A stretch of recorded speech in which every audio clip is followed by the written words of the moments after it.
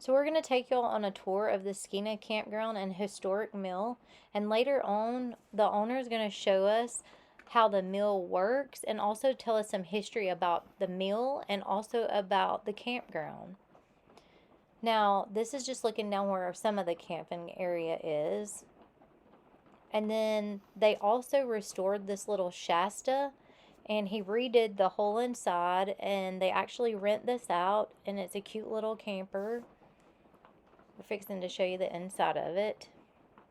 So it's got a fridge, a coffee maker, a microwave, and a bed. And it does have air conditioner, so this is really cute. They did a really good job setting that up. And then outside of it, you have like a little table and chairs, so you could sit out there. And this is a view looking back at the mill down by the creek. So over to the left here is a pavilion with tables and chairs, and they have some games up there. So you can have a little get together, or in the mountains, as we like to say, a picking and a grinning, or get together and eat some ice cream. And then over by the mill, they've got some chairs and a swing. And then at nighttime, they have it all lit up around there. And then they also have a laser that points onto the dam, and they do a laser show on there. So you can sit over there and watch the laser show. So that was pretty neat. And it's really relaxing listening to that water come over the dam there and run down the creek.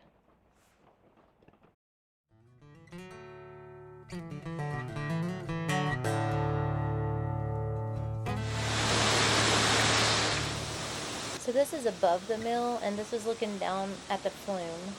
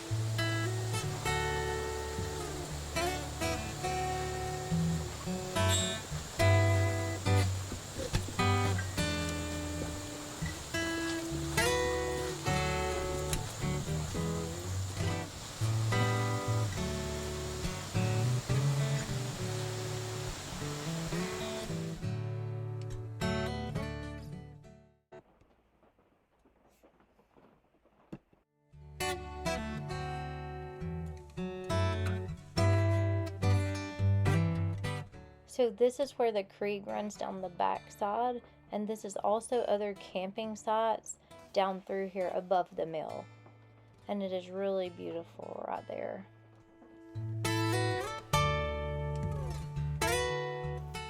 Also, you can bring your fishing pole and go fishing here at this campground. Now this is looking back at the very back of the campground. You'll see the school bus parked over to the side. That was actually converted into a camper, and it was really neat inside. And this is really a peaceful camping area too.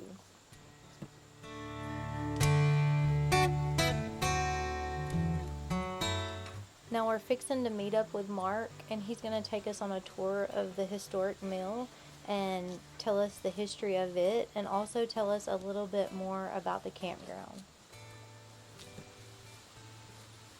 So there's several things to do around the campground. Not far from the campground, there's the Toccoa River tubing, so you can go tubing. There's Sea Creek Falls, so you can go see a fall. There's also Toccoa Swinging Bridge, which we went to, and I'll share that on another video. And Blairsville is only 15 minutes away, so that's not bad. And they also have a farmer's market at the Blairsville Farmer's Market on Tuesday and Saturday. And Saturday is their big market, so make sure to go by and check that out as well. So this is looking in at the mill, and we're fixing to talk to Mark about the mill. The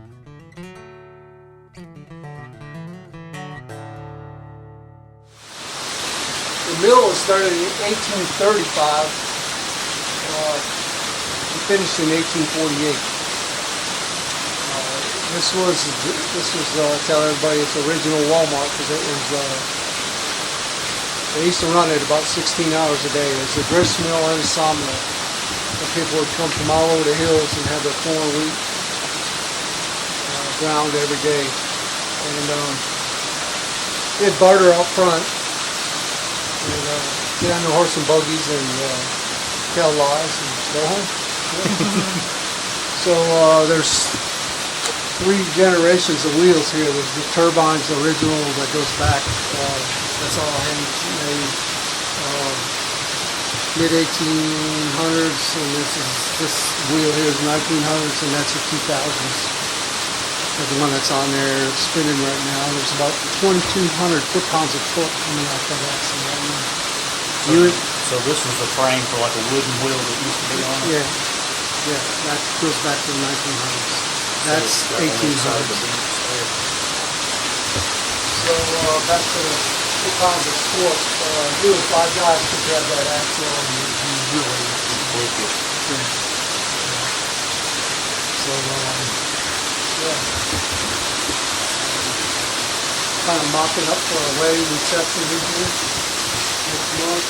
And, this here, this is from California. It was patented in 1858.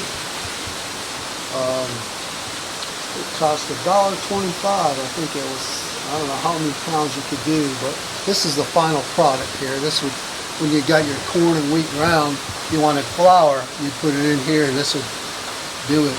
This would be the final process. So yeah, it didn't get here by plane, that's for sure. So I imagine it was a long trip. Oh yeah.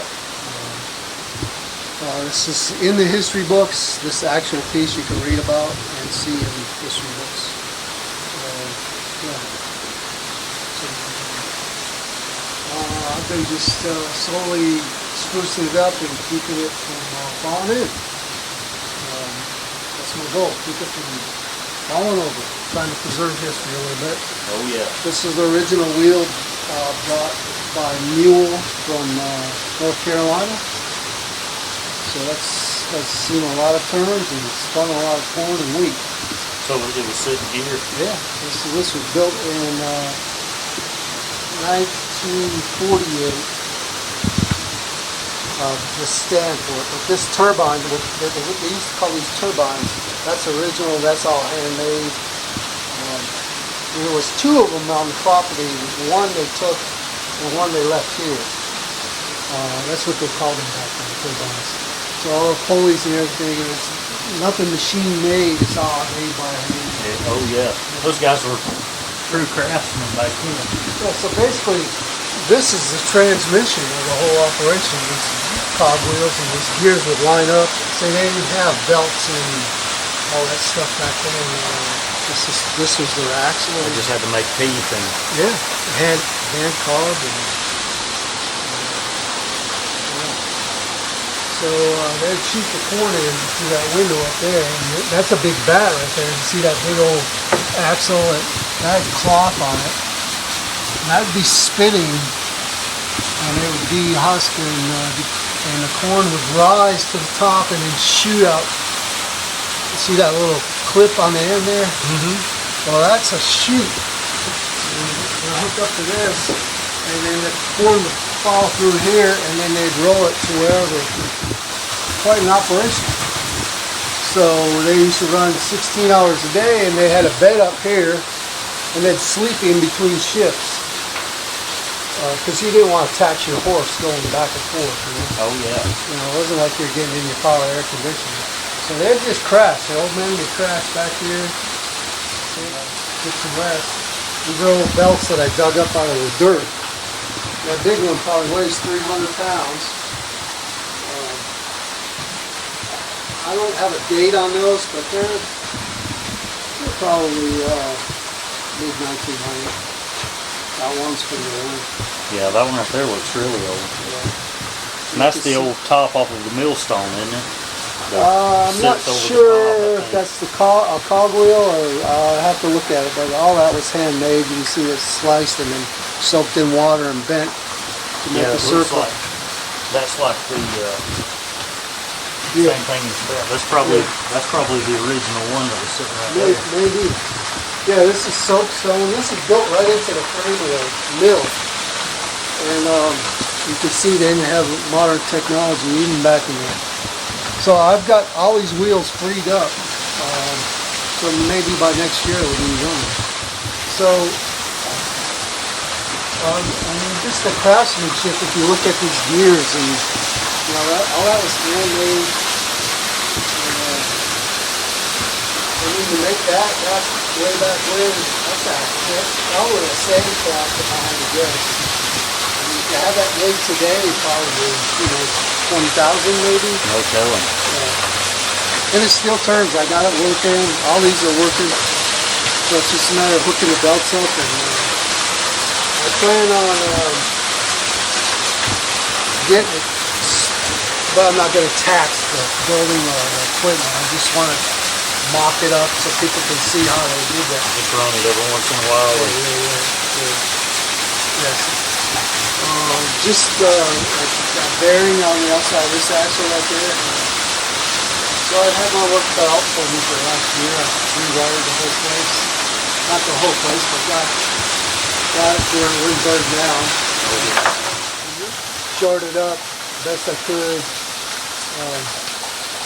So it's just me. So yeah, it's 3 2x10s or 2x8s together, sandwiched together, and then I had to jack up the corner with 20 jacks. Replace the corner and put that header in, and a lot of this stuff is replaced. This whole wall, that whole corner back there. So The moisture takes its toll in this building. put some more strength out of them if you don't cut them with a regular saw. Because some about the grain allows it to get. I'll take you up top. I don't want to use new wood. And, some places you just got to run out of. For instance, you see I cut 2 boards out of there because the bottoms were rotted. That was just a sharp chainsaw. That was really like cutting it off. That wood is so hard and vitrified. It ruined my chain, those 2 boards. It was sparks were flying.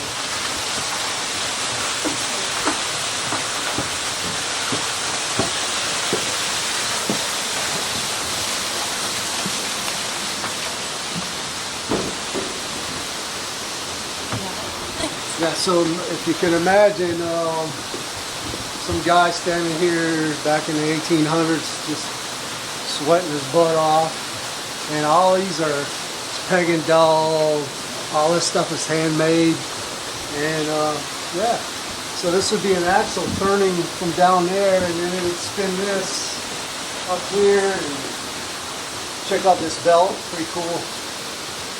It's just, yeah, it's amazing what they were thinking about.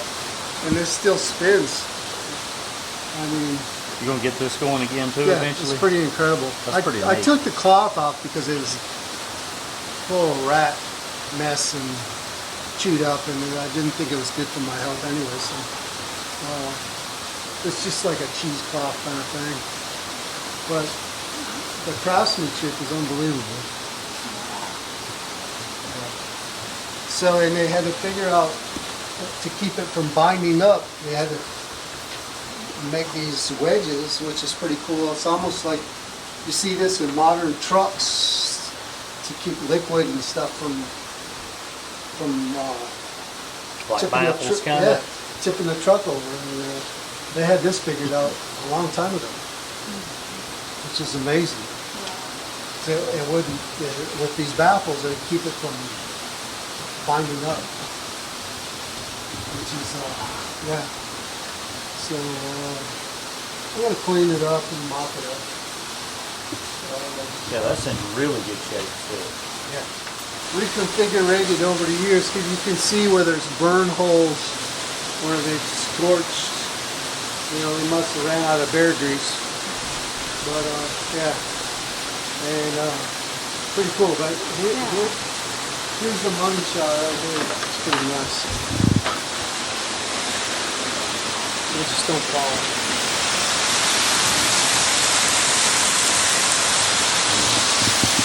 Look at that. Just a little bit of water on that real pretty. That's what he was saying. It doesn't take much water to make it swim.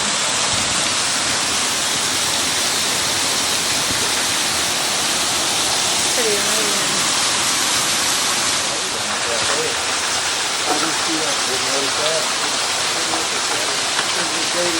What is it dated? No, not at all. December. Exactly.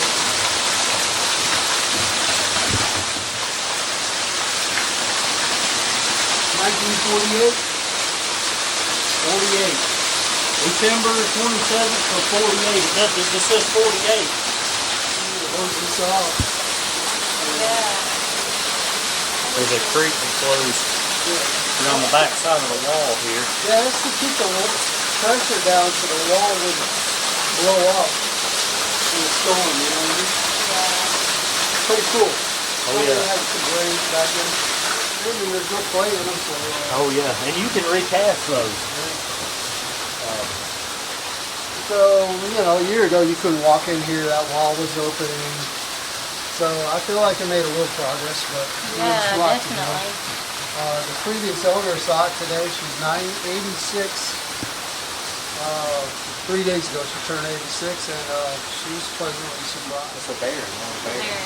Probably a bad And that's bear. what you replaced over there, or you did Yeah. something Those bears are Bears right there. on the wheel that's turning. Those babies So- are expensive. Yeah, I bet so. Yeah. I mean, while we having people in here, secondary rock, well, they had to divert the water back in the day to build the dam, so they ran the water this way. That's why the rock is still here. And there used to be a big outdoor fireplace right here.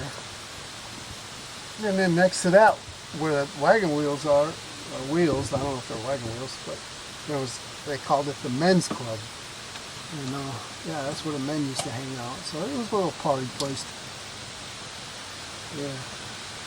So rumor has it, this is the third dam. The first two were wooden structures, and obviously they're not here because they got blown away by storms. One was in 29, and I have a lot of documentation and articles to catch up on. Yeah. So I control the waterway and the height of the water through the hydraulic gate right there. You see it pouring out of the wall? Yeah, we were checking that out. Yeah, I just fixed that this morning.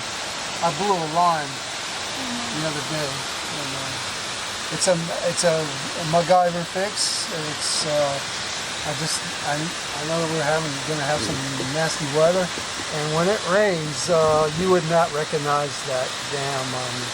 It just comes over there, blowing out of there, and it's like chocolate. I call it the chocolate river. It's off of Willy Wonka. And it's mean. It's a mean creek. It gets roaring, and I've seen it come right up to the top here. So it's moving so fast. These bushes are just going like that, just from the water. energy it's creating. Yeah. Yeah. So it has different personalities for sure. So one of the dams, the owner back in the 50s, or late 50s or early 50s, I can't remember the year, but he was cleaning the dam off, and he fell and perished. He hit his head. His brother hit his head back in that corner.